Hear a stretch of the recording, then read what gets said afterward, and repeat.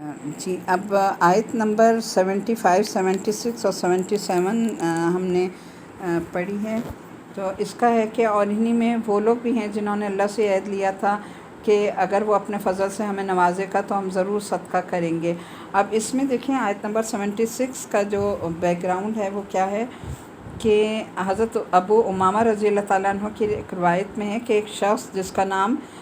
صلبہ بن حاتم تھا، آنظر صلی اللہ علیہ وسلم کے خدمت میں حاضر ہوا اور آپ صلی اللہ علیہ وسلم سے درخواست کی کہ آپ میرے مالدار ہونے کے لیے دعا فرمائیے۔ آپ نے شروع میں سے بہت سمجھایا کہ دیکھو مالدار ہونا تو مجھے بھی کوئی پسند نہیں ہے، لیکن اس نے جب بار بار بہت زیادہ اصرار کیا اور یہ وعدہ بھی کیا کہ اگر میں مالدار ہو گیا تو اس کا ہر حقدار کو اس کا حق پہنچاؤں گا۔ آپ نے اس موقع پر حکیمانہ طور پہ جو ہے اللہ تعالیٰ سے اس کے لیے دعا فرمائی، اور ساتھ ہی آپ نے یہ بھی کہا اسے کہ دیکھو تھوڑا مال جس کا تم شکر ادا کر سکو اس زیادہ مال سے بہتر ہے جس کا تم شکر ادا نہ کر سکو۔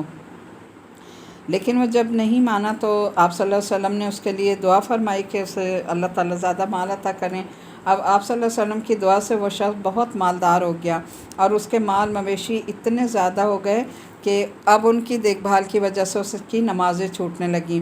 پھر وہ ان جانوروں کی دیکھ بھال اور زیادتی کی وجہ سے مدینہ میں جگہ نہیں تھی، وہ مدینہ سے باہر جا کر آباد ہو گیا۔ شروع میں وہ جمعے کے دن مسجد میں آیا کرتا تھا اور جمعے کی نماز پڑھا کرتا تھا، لیکن رفتہ رفتہ کیا ہوا کہ اس نے پھر جمعے کو بھی مسجد آنا چھوڑ دیا۔ جب حضرت صلی اللہ علیہ وسلم نے اس کے پاس لوگوں کو زکوٰۃ وصول کرنے کے لیے بھیجا تو اس نے زکوٰۃ پہ بہت مذاق اڑایا اور بہت باتیں کی اور ٹال مٹول کر کے ان حضرات کو واپس بھیج دیا۔ تو اس واقعے کے اس بیک گراؤنڈ میں یہ آیت نازل ہوئی کہ وہ لوگ جو مال کی تمنا کرتے ہیں لیکن جب مال انہیں مل جاتا ہے تو وہ زکوٰۃ تک اس کی ادا نہیں کرتے۔ تو دیکھیں ہمارے لیے بھی اس واقعے میں بہت اہم سبق ہے نا کہ اگر اللہ نے ہمیں مال دولت دیا ہے، ہمارے پر زکوٰۃ بنتی ہے، تو زکوٰۃ کے ایک ایک پیسے کا صحیح طور پہ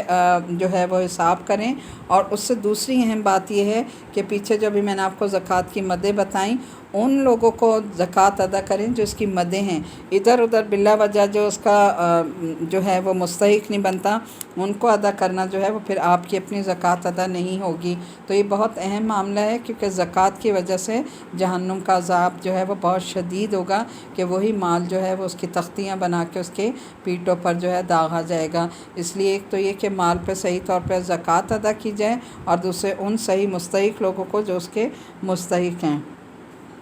اور دوسری بات یہ ہے کہ جب دیکھیں مال اور دولت بڑھتا ہے نا تو انسان کی عبادتیں آٹومیٹیکلی کم ہو جاتی ہیں، اسی لیے مال اور اولاد کو کیا کہا کہ وہ تمہارے لیے فتنہ ہیں۔ تو ایسا مال اور ایسی اولاد جو ہمیں اللہ کی یاد سے غافل کر دیں۔ مرد عموماً دیکھیں نمازوں کی پابندی کیوں نہیں کرتے، قرآن ذکر اذکار کیوں؟ کیونکہ دنیاوی کاروبار ہیں، ان کے کاروبار ایسے ہیں کہ ہر وقت وہ پیسے کے اس میں الجھے رہتے ہیں کہ اب 2 سے 2 4 اس کو ہم بڑھاتے رہیں، لیکن اس میں ان کی جماعتیں چھوٹتی ہیں، نمازیں جاتی ہیں، اس کی انہیں پرواہ نہیں ہوتی۔ تو اصل چیز یہ ہے کہ اللہ ہمیں مال دولت دے تو اتنا دے کہ جو ہمیں اللہ کی یاد سے غافل نہ کرے۔ جب نمازوں کا وقت ہو تو ہم صحیح طرح نمازیں ادا کریں۔ اگر ہماری دنیا یا ہمارا مال دولت ہمیں نمازوں سے روک دے، اللہ کی یاد سے روک دے، قرآن کے پڑھنے پڑھانے سے روک دیں تو پھر ایسا مال جو ہے وہ ہمارے لیے فتنہ ہے اور جہنم کا عذاب ہوگا ایسے لوگوں پر۔ تو ہم جو ہے اللہ تعالیٰ سے یہ دعا کریں کہ اللہ ہمیں اتنا وہ دے کہ جس سے ہم آپ کی زیادہ عبادت کر سکیں۔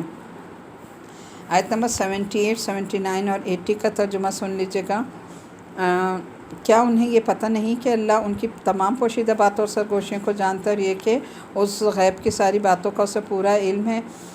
الذین یلمزون المطوعین من المؤمنین فی الصدقات والذین لا یجدون الا جہدہم فیسخرون منہم سخر اللہ منہم ولہم عذاب علیم استغفر لہم ولا تستغفر لہم ان تستغفر لہم 70 مرۃ فلن یغفر اللہ لہم ذلک بانہم کفروا باللہ ورسولہ واللہ لا یہدی القوم الفاسقین۔ یہ منافق وہی ہیں جو خوشی سے صدقہ کرنے والوں کو کبھی طعنے دیتے ہیں، آیت 78، اور ان لوگوں کو بھی جنہیں اپنی محنت کی آمدنی کے سوا کچھ میسر نہیں، اس لیے وہ ان کا مذاق اڑاتے ہیں۔ اللہ ان کا مذاق اڑاتا ہے اور ان کے لیے دردناک عذاب ہے۔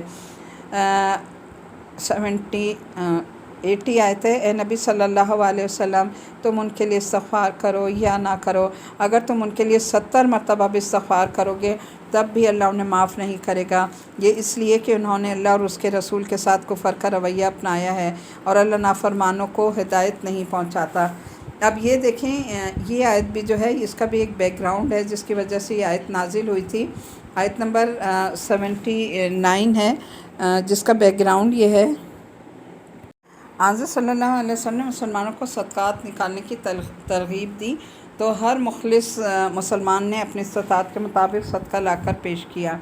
اب منافقین جو تھے وہ خود تو اس کار خیر میں حصہ کیا لیتے، الٹا مسلمانوں کو طعنے دیا کرتے تھے۔ اگر کوئی بہت زیادہ مال لے کر آتا تو یہ کہتے کہ لو یہ صدقہ کر رہے ہیں تو دکھاوے کے لیے کر رہا ہے، اور اگر کوئی بیچارہ بہت غریب مزدور اپنے گاڑے پسینے کی کمائی لے کر آتا اور تھوڑا سا صدقہ کرتا تو یہ اس پر خوب مذاق اڑاتے اور ہنستے، کہتے یہ دیکھو یہ کیا اٹھا کر لے آیا۔ تو اللہ تعالیٰ فرما رہے ہیں کہ اللہ تعالیٰ اس چیز سے بے نیاز ہے، اللہ یہ نہیں دیکھتا، اللہ صرف نیتوں کو دیکھتا ہے کہ اللہ کے لیے کون کتنا مخلص ہے اور کون اللہ کے لیے کیا کر رہا ہے۔ اللہ کو تو تھوڑی سی چیز، اب یہ جو تھا غزوہ تبوک کے موقع پر بھی جو ہوا تھا نا ایک صحابی کا واقعہ کہ جب نبی کریم صلی اللہ علیہ وسلم نے لوگوں سے اعلان جنگ کیا اور کہا کہ آپ جو ہے جہاد کے لیے اپنا کچھ جو بھی دے سکتے ہیں وہ دیں، تو حضرت ابوبکر صدیق جو ہے اپنے پورے گھر کا سامان اٹھا لائے تھے، اور آپ نے پوچھا کہ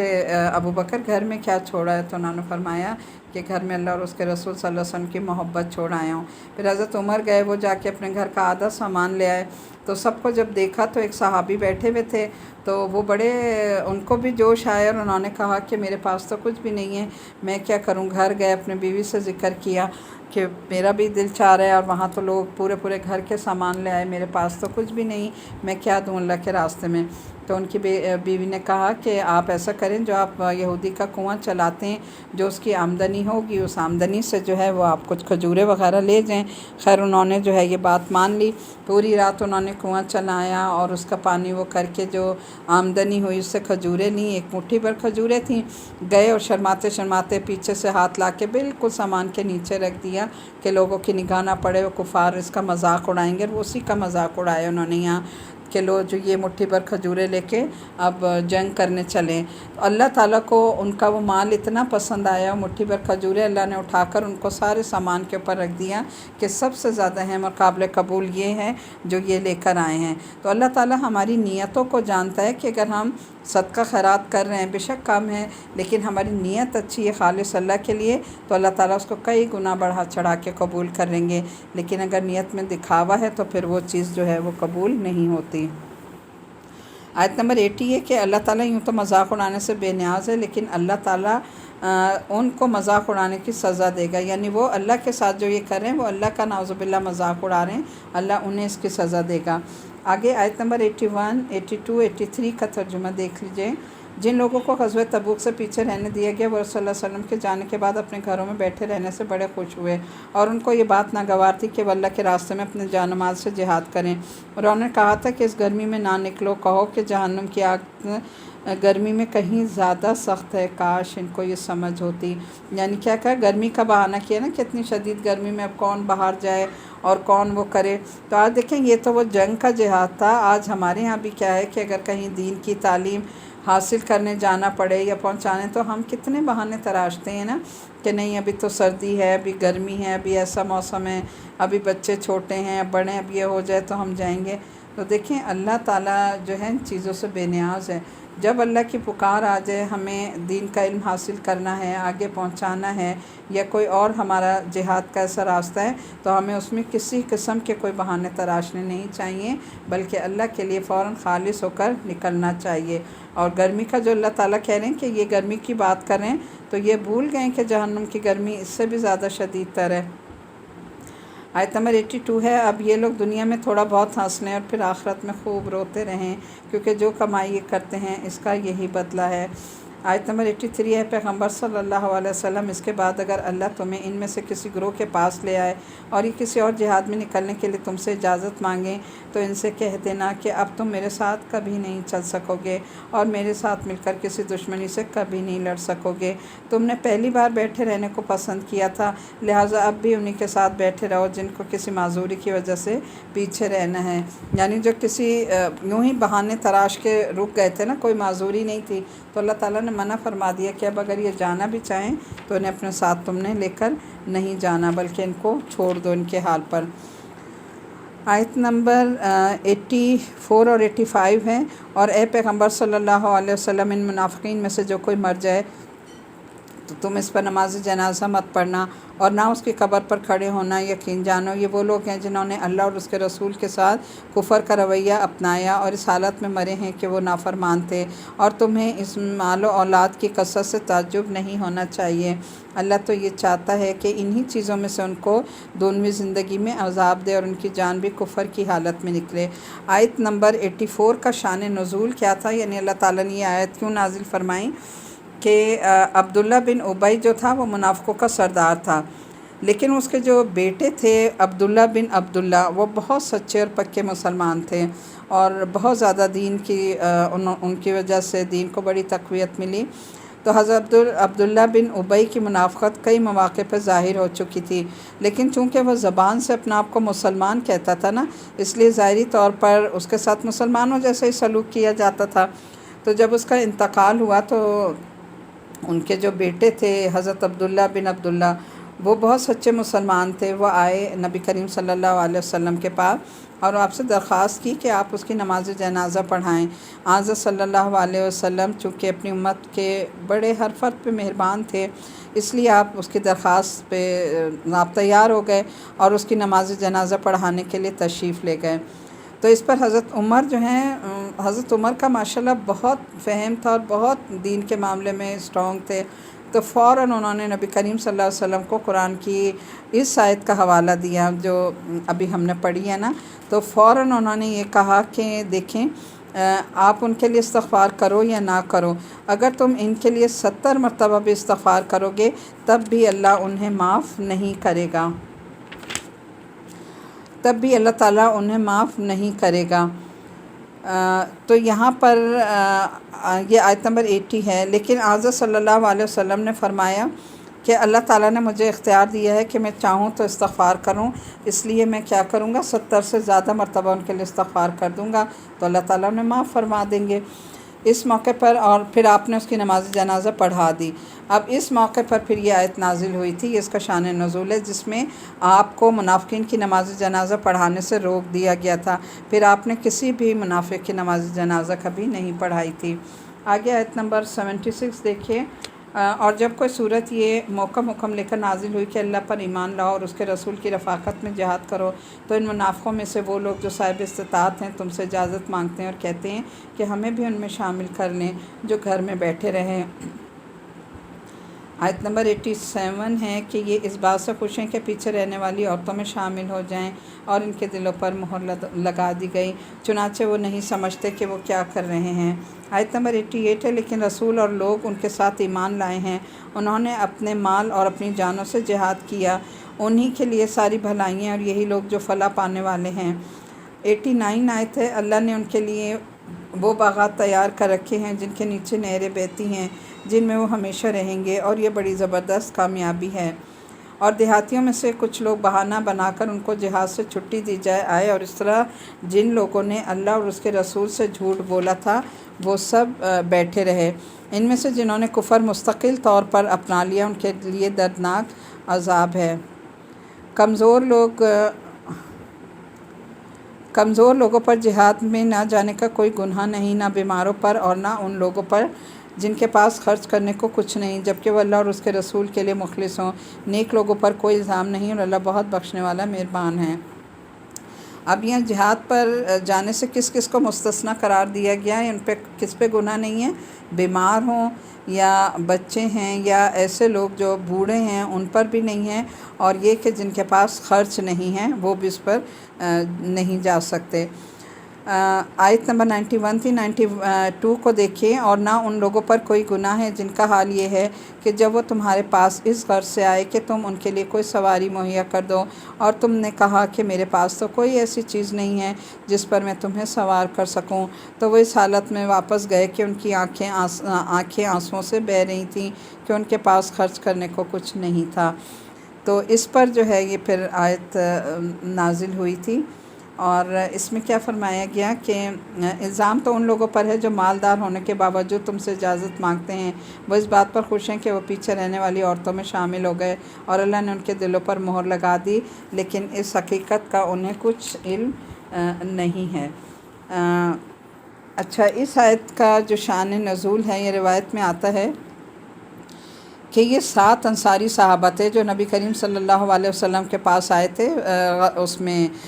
جہاد میں جانے کی اجازت طلب کرنے۔ اس میں حضرت سالم بن عمیر، حضرت علبہ بن زید، حضرت عبد الرحمن بن کعب، حضرت عمرو بن الحمام، حضرت عبداللہ بن مغفل اور حضرت حرمی بن عبداللہ اور حضرت ارباز بن ساریہ رضی اللہ تعالیٰ عنہم اجمعین۔ انہوں نے غزوہ تبوک میں شامل ہونے کے لیے اپنے شوق کا اظہار فرمایا، اور جب نبی کریم صلی اللہ علیہ وسلم سے سواری کی درخواست کی تو آپ نے فرمایا کہ میرے پاس تو کوئی نہیں ہے سواری، تو اس پر یہ لوگ زار و قطار روتے ہوئے واپس گئے تھے، یعنی ان کے دل جو ہے وہ اٹکے ہوئے تھے، لیکن صرف سواری کی وجہ سے یہ لوگ نہیں جا سکے تھے۔ تو ان کی تعریف اللہ تعالیٰ نے قرآن پاک میں یہ فرمائی کہ یہ ایسے لوگ تھے کہ جو جہاد پر جانا چاہتے تھے، لیکن ان کے پاس مال نہیں تھا، سواری نہیں تھی، اور کہا کہ اس کے مقابلے میں ایسے لوگ بھی ہیں کہ جن کے پاس مال ہے، دولت ہے، لیکن پھر بھی وہ آپ سے معذرتیں کر کے گھر میں رک جاتے ہیں کہ ہمیں جانا نہ پڑے، نہ ہمیں مال لگانا پڑے، نہ جان۔ تو اللہ تعالیٰ نے ان کا فرق بتایا۔ جہاد کا شوق تھا، لیکن یہ کہ سواری کی وجہ سے رہ گئے اور روتے رہے۔ تو دیکھیں یہی حال آج ہمارا بھی ہے نا، کہ جہاد میں جانے کے لیے، جہاد کیا، جیسے چاہے وہ ابھی نفس کا جہاد ہے، مال کا جو بھی ہے، اور علم کا جہاد، تو آج آپ دیکھیں کہ بہت سے لوگ ہیں جو قرآن کا باقاعدہ علم حاصل کرنا چاہتے ہیں، آگے پہنچانا چاہتے ہیں، لیکن ان کے اتنے وسائل نہیں ہوتے، اور بعض لوگ ایسے ہیں جن کے پاس مال دولت ہے، گھر بار ہیں، سب کچھ ہے، لیکن وہ اپنا نہ جان، نہ مال، نہ اپنا گھر، کچھ بھی جو ہے وقت، کوئی صلاحیت دین کے نام پہ لگانا نہیں چاہتے۔ تو یہی ان لوگوں کا فرق ہے جیسا اس آیت میں بتایا گیا۔ تو ہمیں بھی چاہیے کہ اس آیت سے ہم بھی یہ سبق لیں کہ ہم اپنی چیزوں کا جائزہ لیں، ہمارے گھر ہیں ہمارے لیے، ہم اپنے گھروں کے کچھ حصوں کو وقف کریں دین کی تعلیم کے لیے، اور اسی طرح ہم